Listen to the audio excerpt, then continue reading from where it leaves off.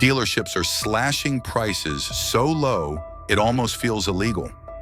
Cars that once cost $60,000 are being tossed out for less than half. But here's the shocking truth. Insanely cheap cars might not be bargains at all. From voided warranties to bankrupt automakers leaving you stranded, these so-called deals could destroy your wallet in your car ownership experience. Don't fall for the sticker. I'll show you exactly why some buyers are regretting these prices, even when they sound too good to pass up. The $23,000 EVAR that could cost you everything. Imagine walking into a dealership and spotting a sleek, all-electric SUV priced at just $23,000. The kind of number you'd normally expect to see slapped on a basic compact sedan, not a brand new EV packed with screens, tech, and luxury styling. For anyone who's spent time shopping for electric cars, that figure sounds unreal. After all, most entry-level models from established brands often start at double the price. So how is it possible that a vehicle once marketed as a premium competitor to Tesla can now be had for barely more than a used Corolla? The catch is buried in the brand's story. That SUV is the Fisker Ocean, and it's now available for fire sale prices because the company behind it has gone bankrupt. When an automaker shuts down, everything changes overnight. Dealers rush to liquidate stock, manufacturers stop producing parts, and service networks disappear almost instantly. On the surface, it looks like you're saving tens of thousands of dollars. In reality, what you're buying is an orphaned machine, one that no longer has the backing of a parent company to support it. To bring that down to ground level, think about warranty coverage. Most new cars come with years of protection built in. Fixes for defective parts, electrical glitches, or even major system failures. But once the brand collapses, that coverage is essentially worthless. You're responsible for every fault, whether it's a minor issue with the infotainment system or a catastrophic battery failure that costs more than you paid for the car. The low price tag suddenly stops looking like a deal if the first breakdown wipes out all your savings. Take the experiences of recent buyers. Some jumped on the offers immediately, convinced they were securing a once-in-a-lifetime bargain. They posted online showing off their Oceans, describing the excitement of driving away in a premium EV for the same price as a used Honda Accord. Others made it past the test drive but walked away, uneasy about what would happen the first time they needed a part that no dealer could supply. It highlights the tug-of-war between emotion and logic. The thrill of scoring a steal can cloud better judgment, especially when your gut is screaming that it looks too good to be real. And it's not just about warranties. Electric cars depend heavily on software, specialized servicing, and reliable battery management. Without a support network, even small hiccups can turn into major headaches. Imagine waiting months while a third-party shop tries to source a proprietary sensor that Fisker no longer produces. The upfront savings wither fast when the car becomes undrivable, and your only option is paying a premium for custom work. That's the hidden cost of chasing an ultra-cheap deal. You save on purchase day, but risk bleeding cash every day after. Now compare those risks to the cash you think you're saving. Sure, knocking 30 grand off the sticker feels incredible at first glance, but if you need a replacement battery in 3 years, you could face a repair bill close to $40,000. At that point, what's the value in saving a few dollars on the front end if the long-term math guarantees a loss? These are the cold numbers that sell-off tags and glossy dealer ads don't tell you about. If all of this makes bankrupt brands sound dangerous, get ready, because even healthy dealerships still play games that can cost you just as much. Some of the strangest tricks don't come from collapsed companies at all, but from dealers who are alive, thriving, and still finding ways to win more than you in every deal. And one of the clearest examples started with a shortage nobody saw coming. But before we move on, I would like you to subscribe to the channel and like the video. The hidden cost of the chip shortage. Why would a dealership fight to buy a car you're technically still renting? That's a strange situation many drivers faced just a few years ago, and the explanation traces back to a global crisis that briefly turned the car market upside down. During the peak of the global microchip shortage, new vehicle production slowed to a crawl. Automakers couldn't build enough cars fast enough, and empty lots became the new normal. Demand stayed hot, but supply disappeared. For dealerships, that meant one thing. They had to find cars anywhere they could, and that included ones you hadn't even finished paying for yet. Normally, when you lease a car, dealers don't want it back until the contract ends. But during the shortages flipped the rules. Used cars suddenly became as valuable to dealerships as brand new ones, and vehicles fresh out of their first year of leasing were some of the hottest targets. Your half-used lease, which would normally decline in value, was suddenly worth more than the monthly payments you were making on it. Dealers saw it as a golden opportunity, and their urgency meant normal buyers started experiencing something almost no one had seen before. Dealerships calling them directly to buy their car back early. Some drivers describe being called weekly, even daily, with offers to end their lease early. Dealers would pitch it as a win-win. You hand over the keys, walk away with cash in your pocket, and even get set up with another new car at a discount. To most people, this sounded like free money. Imagine having a salesman offer to not only cancel your lease, but also pay you extra just to leave the car behind. If you didn't understand the market forces driving it, it looked like a dream scenario. But the reality beneath it looked very different. Dealers weren't being generous, they were being strategic. With factory shipments shrinking and customers still lining up for cars, they needed inventory badly enough to essentially raid the leases already in motion. Those cars were worth more sitting on a dealer's lot than staying in your driveway. By flipping them into certified used vehicles, dealerships could resell them at inflated prices, often making far more than what they gave you as a buyout. What felt like an easy payday for you was, in many cases, a simple way for dealers to restock their shelves and turn even bigger profits. The numbers at the time tell the story. By 2021, dealer inventory levels in the United States had dropped to less than half of what they had been in 2019. Lots that normally carried hundreds of vehicles shrank down to only a few dozen. Put simply, dealers didn't have the cars they needed to keep business moving. And in turn, the value of your car, yes, even one with thousands of miles already on it, jumped through the roof. When a bargain erases your warranty, that rapid inflation of used car prices didn't last forever, though. Fast forward a couple of years, and the market swung in the opposite direction. As production lines slowly came back online, supply improved. Suddenly, those sky-high used car values began slipping back toward normal levels. What was once a seller's market for drivers holding desirable leases became a sobering reminder that car prices can swing just as hard in the other direction. Some who resisted dealer buyouts early on later wished they hadn't, watching their cars' values crash almost as quickly as they had exploded. So what's the lesson here? When a dealership offers something that seems unusually generous, it often means they see more value in the deal than you do. Those chip-era buyouts weren't kindness, they were survival tactics. Dealers acted out of desperation, and most of the time they came out on top. The same simple truth applies today. When manufacturers, dealerships, or even entire markets act strangely, it pays to stop and ask why. And chips and leases are only part of the risks. There's an even more hidden cost that shows up when you think your cheap car is protected. But discover your warranty can vanish in an instant. Can you imagine losing your car warranty just because you didn't approve a software update on time?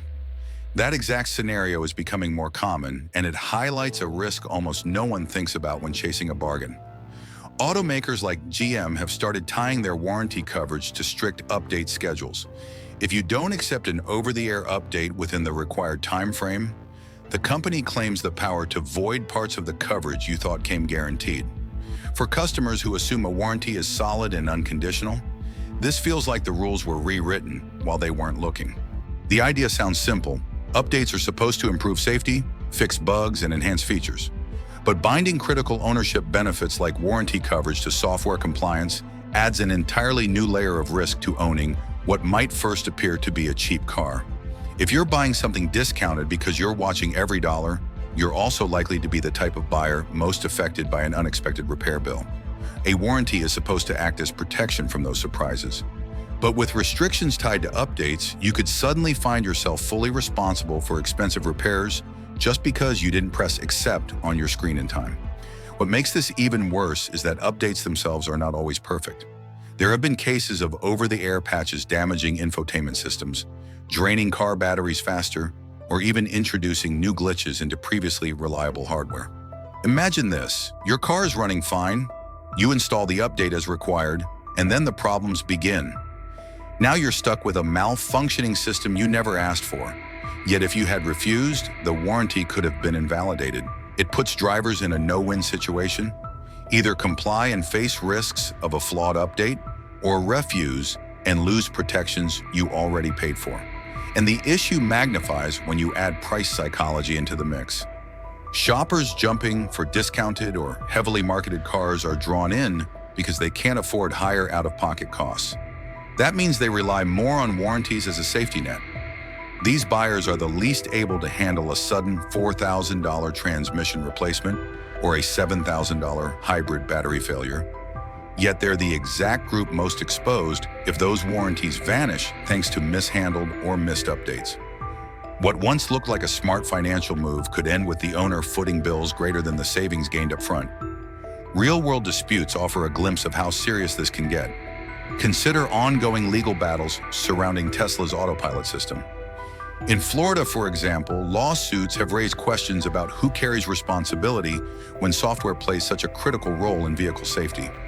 When a company actively pushes updates that alter core vehicle functions, but then tries to limit liability or deny coverage. The line between manufacturer obligation and buyer responsibility becomes dangerously blurry. These legal fights underline a central problem. Technology can't promise certainty, but warranties are being written as if it does. So the key takeaway here is simple. Insanely cheap prices are only half the story. What buyers often miss are the hidden traps tied to warranties. A car that looks affordable on the lot could become financially devastating the moment coverage is stripped because of a software requirement you didn't meet or couldn't trust. This is why focusing purely on sticker price creates blind spots. Some so-called bargains carry invisible risks that leave owners stranded when they need protection most. So if some vehicles are really just landmines waiting to go off, how do you tell the difference between a dangerous deal and a car that's actually worth considering? Real value versus sticker shock. What if the cheapest car on the lot isn't actually the cheapest car to own? That's the trap a lot of shoppers fall into. The sticker price on the windshield screams bargain, and it instantly grabs your attention. But the real cost of ownership rarely matches what you see on day one. Insurance rates, fuel efficiency, long-term maintenance, and especially depreciation often combine to flip the script. A car that looks like a steal up front can drain you quietly over the next 5 years. People fixate on purchase price because it's immediate, it's tangible, and it feels like victory when you shave thousands off. But in the bigger financial picture, that focus can leave you worse off. Take the Honda Civic Si as an example. On paper, it isn't the cheapest car in its class. You could easily walk down the lot and find a compact sedan that costs a few thousand less. But when you factor in resale value, insurance costs, and durability over 60 months, something interesting happens. The Civic Si ends up costing less per year to keep on the road than supposedly budget sedans. It holds value better, it avoids the massive depreciation hit that kills low-cost cars, and it doesn't demand constant trips to the mechanic. That's why analysts often point out that ownership costs matter more than the upfront bargain, because the Civic Si shows you can spend more initially but actually save more across the years. Now compare that with vehicles being offered at flashy markdowns, especially those tied to struggling automakers. A sharp discount might look like you win big, but what's hidden are maintenance hurdles and weak resale markets. Picture a car that loses half its value as soon as you drive it away, not because it performs poorly today, but because the brand behind it lacks trust or long-term stability. That markdown makes sense only if you plan to scrap the car after a few years. But the reality is that most drivers need a dependable machine that will still be worth something in 3, 5, or even 8 years. Deep discounts in those cases are less about generosity, more about cleaning out inventory dealers know will haunt them later. Here's where mainstream models, like the Toyota Corolla Cross Hybrid, showcase what real value looks like. They may not have the rock-bottom sticker of a liquidation special, but they deliver consistency. Hybrid technology cuts fuel costs. Toyota's reputation for reliability reduces major service risk, and the resale market knows these vehicles usually hold their ground. Over a 5-year span, The Corolla Cross Hybrid has all the traits that actually protect your wallet. Steady demand in the used market, predictable repair costs, and manageable insurance. It doesn't feel as exciting as grabbing a car at half its original MSRP, but it doesn't punish you later either. That stability is where real bargains exist. The divide comes down to durability and upkeep. Some cars are built to soldier on with affordable maintenance schedules, even past 100,000 miles. Others are designed cheaply up front, but punish you with failing components and sky-high maintenance costs. When a bargain car spends months in the shop, you end up not only paying repair bills, but also losing money through lost time in unreliable transport. Those hidden frustrations don't show up in a showroom price tag, but they eventually matter far more than the zeros written on the sales contract. Resale volatility adds another obstacle for bargain hunters. Fluctuating markets hit flashy discounts harder than durable models. A car sold off by a bankrupt automaker might sound like a deal today, but the resale value could collapse entirely once parts become scarce, or the brand itself disappears from the road. Market history shows that stable, well-supported models tend to ride out price shifts with less chaos. If you're thinking about protecting your savings, that's the metric that deserves your attention. So when you see a price that looks too good to pass up, pause for a moment. Ownership cost is the real price tag. Separating illusionary deals from vehicles that hold value and remain affordable to maintain is what actually secures you long-term savings. The cheapest car to buy might be the most expensive one to own, and the smartest deal is usually the one that's boring at the lot, but dependable in your driveway. Which leads us to the bigger question: how can you spot the difference before it's too late? An insanely low price can feel like a win, but it's often a warning sign hidden in plain sight. A car that looks affordable today may bring costs that far outweigh the discount tomorrow. That's why you can't judge value from the sticker alone. You need to think about warranty coverage, long-term upkeep, and how strong the after-sales support will be when things go wrong. Dealers focus on fast sales, but you have to look at years of ownership. Sometimes the most expensive car isn't the priciest at purchase. It's the one that looked too cheap to resist. That's it for today. Please click on the like button if you like the button, and make sure to watch the next video on our list.